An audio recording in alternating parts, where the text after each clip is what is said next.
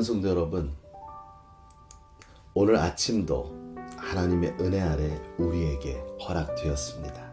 오늘도 말씀의 은혜를 힘입어 하나님의 영광을 드러내는 복된 하루 되기를 주님의 이름으로 축원합니다. 오늘 우리가 함께 나눌 말씀은 잠언 25장 1절에서 13절의 말씀입니다. 오늘 말씀은 히스기야의 신하들로 인한 편집된 솔로몬의 잠언입니다. 바로 히스기야가 명령하여 그의 신하들이 솔로몬의 잠언을 여기저기 모아 편집한 것이겠죠. 아마 그렇게 되다 보니까 히스기야가 가장 중요하게 여겼던 부분들이 더 드러나 있을 것입니다. 오늘 저는 오늘의 본문의 말씀을 통해 히스기야를 통해 우리에게 주시고자 하는 하나님의 말씀은 무엇인가? 이 말씀을 히스기야의 삶의 모습을 통해 여러분과 함께 나눔으로 오늘 이 말씀의 은혜로 귀하게 살아가는 복된 하루 되기를 원합니다. 오늘 이전의 말씀에 보니까 이런 말씀이 있습니다. 이를 숨기는 것은 하나님의 영광이요 이를 밝히 드러내는 것은 왕의 영광이라. 하나님은 이 땅 가운데 살아계십니다.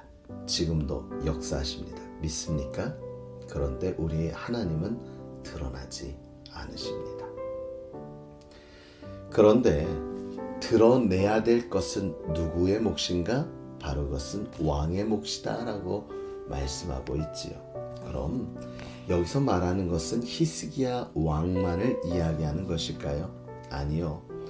이 시대에 정말 하나님이 오늘 이 말씀을 우리에게 주셨다면 이 말씀을 주신 대상은 바로 저와 여러분입니다. 그래서 베드로전서 2장 9절의 말씀에 보면 너희는 택한 족속이요 왕 같은 제사장이요 거룩한 나라요 하나님의 소유된 백성이라 말씀하고 있습니다. 그러므로 이 절에 드러내야 될 역할을 감당해야 될 것이 그 시대의 왕뿐만 아니라 왕 같은 제사장으로 택하여 부름받은 우리의 해야 할 의무임도 이 시간 알고 나아가는 저와 여러분이 되기를 원합니다. 그렇다면 히스기야는 그런 하나님의 영광을 어떻게 드러냈을까요? 히스기야는 유다의 13번째 왕이었습니다. 히스기야를 떠오르면 종교개혁을 이룬 자라는 생각을 할 수 있습니다. 그의 아버지 아하스 왕은 온갖 우상 숭배와 악행을 통하여 성전마다 아세라와 바알의 신상을 세웠습니다. 아세라 목상과 그런데 히스기야는 왕이 되자마자 그 모든 우상을 철폐했습니다. 깨어 부셨습니다. 어느 정도까지 했냐면요.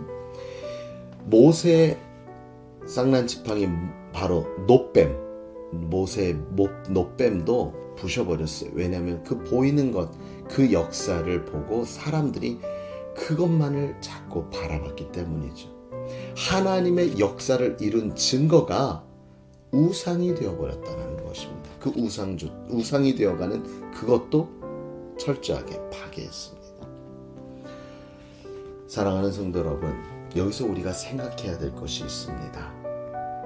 우리는 눈에 보이는 것에 치중합니다. 눈에 보이는 것이 단줄합니다. 그것을 의지하려 합니다. 그것으로 힘을 얻으려고 합니다.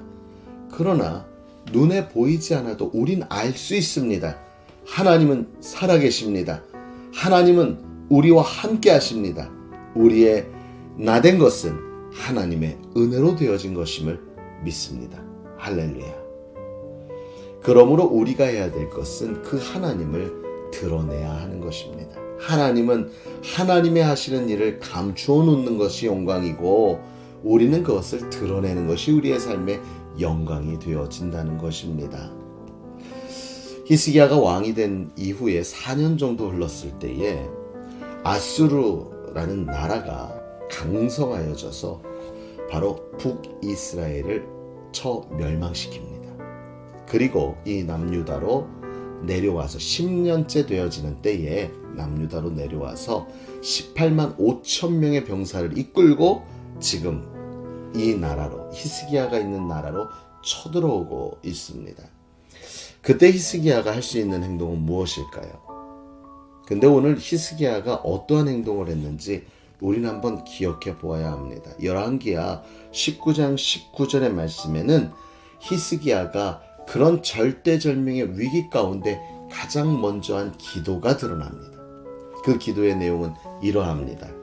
천하 만국이 주 여호와가 홀로 하나님이신 줄 알려달라고, 하나님을 드러내 주시라고 기도합니다.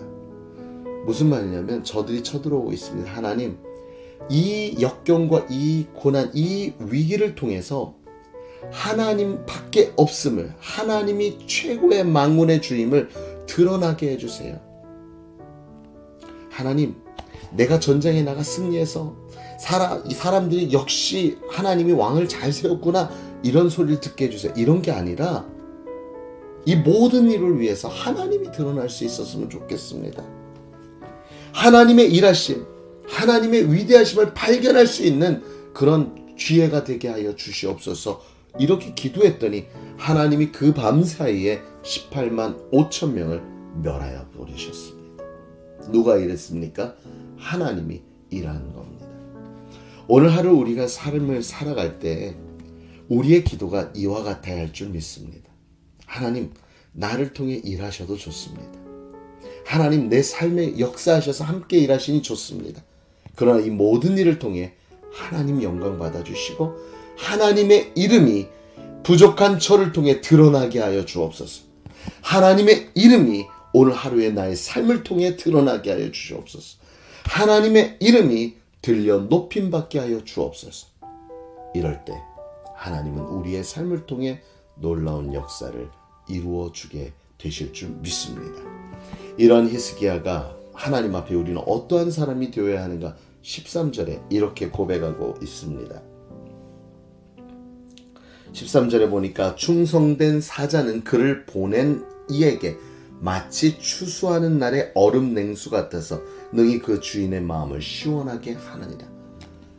땀 흘려 열심히 일할 때의 냉수는 시원하게 하는 역할을 감당하는 것처럼 오늘 이 시간 히스기야는 하나님 앞에 이렇게 시원한 자로 인정받기를 원했던 거예요. 충성된 자로 인정받기를 원했던 겁니다. 사랑하는 성도 여러분, 이것이 우리가 이루어야 될 삶일 줄 믿습니다. 오늘 하루의 삶을 통해 여러분을 통해 하나님의 이름이 들어 높여지길 원합니다.